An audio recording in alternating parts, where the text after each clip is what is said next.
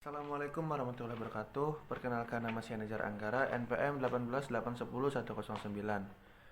Di sini saya dari kelompok 2 akan mencoba mempresentasikan tentang penetapan harga pada pasar persaingan sempurna.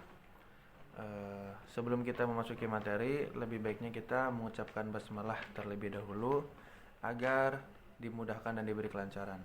Bismillahirrahmanirrahim. Dan buat ibu dosen kita, Ibu Evri, semoga sehat selalu, dan buat teman-teman jaga kesehatan. Langsung saja di sini saya akan mempresentasikan di slide pertama, akan mencoba menjelaskan di slide pertama, yaitu tentang arti dan nilai penting pasar persaingan sempurna. Pasar persaingan sempurna adalah suatu pasar di mana penjual dan pembelinya itu sangat banyak, dan produk atau barang yang dijual atau ditawarkan itu sejenis, serupa atau sejenis. Barang atau produk yang diperjualbelikan di pasar persaingan sempurna ini sebenarnya untuk kebutuhan hidup rumah tangga sehari-hari, misalkan beras, gandum, ada kentang, dan yang lainnya. Kemudian di pasar persaingan sempurna ini juga tidak mempengaruhi harga antara si penjual dan si pembelinya, karena adanya interaksi dan kesepakatan antara si penawar dan si peminta. Dan di pasar ini semua barang atau jasa yang diperjualbelikan itu bersifat homogen. Yang dimaksud barang yang bersifat homogen itu adalah, jadi misalkan perusahaan menghasilkan barang di mana barang tersebut merupakan pengganti yang sempurna terhadap barang yang diproduksi oleh perusahaan lain dalam semua aspek, sehingga barang identik, sama, dan tidak dapat dibedakan.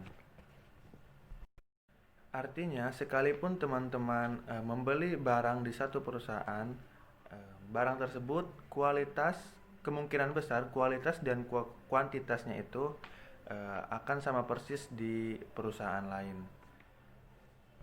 Selanjutnya akan dijelaskan oleh teman saya. Terima kasih. Assalamualaikum warahmatullahi wabarakatuh. Nama saya Inta Ayumuridia, NPM 188101108. Berikut saya akan menjelaskan tentang karakteristik agar sebuah pasar dapat dikatakan pasar persaingan sempurna. Yang pertama adalah semua perusahaan memproduksi barang atau produk yang homogen. Kedua, produsen dan konsumen memiliki pengetahuan atau informasi yang sempurna. Ketiga, output sebuah perusahaan relatif kecil dibandingkan dengan output pasar.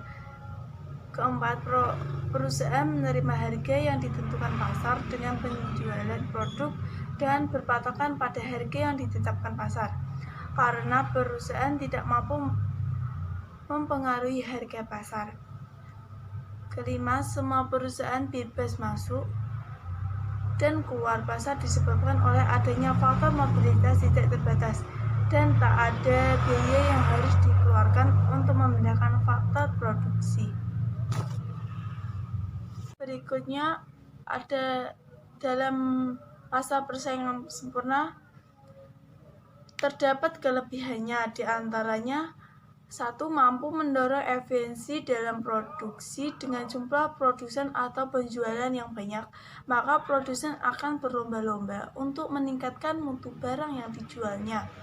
Kedua, tidak memerlukan iklan dengan sistem homogen di pasaran persaingan sempurna.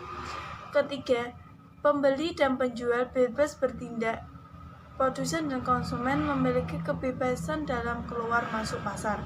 Keempat, harga tidak ditentukan oleh satu penjual atau oleh satu pembeli.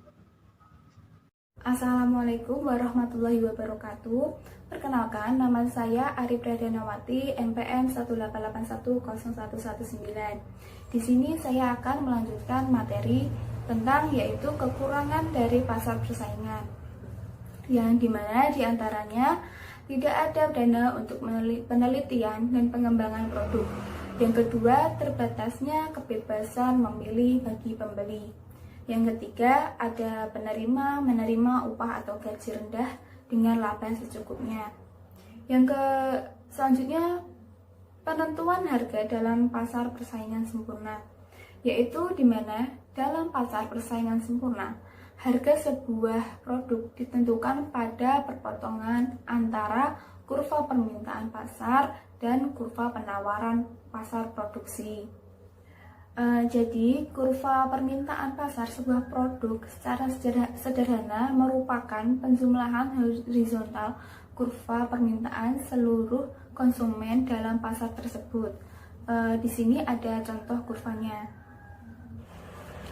Selanjutnya yaitu ada analisis jangka pendek, di mana perusahaan persaingan sempurna dalam jangka pendek jenis input atau faktor produksi bersifat tetap dan menimbulkan biaya tetap, yaitu biaya yang harus ditanggung dari berproduksi atau tidaknya perusahaan tersebut.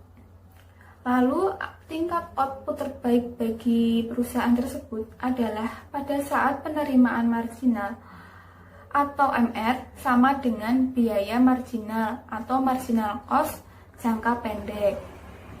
Sebagai contoh, yaitu biaya rata-rata. Yang pertama ada AFC sama dengan TFC per Q. Yang kedua ada AFC sama dengan TVC per Q. Yang ketiga ada AC TC per Q sama dengan TFC plus TVC per Q sama dengan AFC plus AVC. Lalu ada biaya marginal atau marginal cost, MC sama dengan delta TC per delta Q. Dan di sini ada contoh kurvanya. Jadi dari apa yang telah dikemukakan, yaitu dapat disimpulkan bahwa bagian dari kurva MC perusahaan yang menanjak dan berada di atas kurva AVC atau titik tumbuh merupakan atau mewakili kurva penawaran jangka pendek perusahaan persaingan sempurna. Selanjutnya ada analisis jangka panjang. Dalam jangka panjang, semua input dan biaya produksi bersifat variabel dan perusahaan dalam menentukan skala pabrik yang optimum atau paling tepat untuk menghasilkan tingkat output terbaik. Di sini yang dimaksud dari tingkat output terbaik yaitu di mana harga sama dengan biaya marginal jangka panjang perusahaan. Tingkat skala pabrik yang optimum adalah tingkat di mana kurva biaya total rata-rata jangka pendek perusahaan bersinggungan dengan biaya rata-rata jangka panjang perusahaan pada tingkat output terbaik. Nama saya Fitri Snainiah, NPM 18810098. Selanjutnya, saya akan menyampaikan tentang tujuan penetapan harga. Ada 4 jenis tujuan penetapan harga, yaitu yang pertama, tujuan berorientasi kepada laba. Asumsi teori ekonomi klasik menyatakan bahwa setiap perusahaan selalu memilih harga yang dapat menghasilkan laba paling tinggi. Dalam era persaingan global, kondisi yang dihadapi semakin kompleks dan semakin banyak variabel yang berpengaruh terhadap daya saing setiap perusahaan, sehingga tidak mungkin suatu perusahaan dapat mengetahui secara pasti tingkat harga yang dapat menghasilkan laba yang maksimum.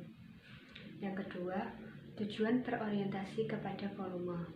Harga ditetapkan sedemikian rupa agar dapat mencapai volume penjualan atau pangsa pasar.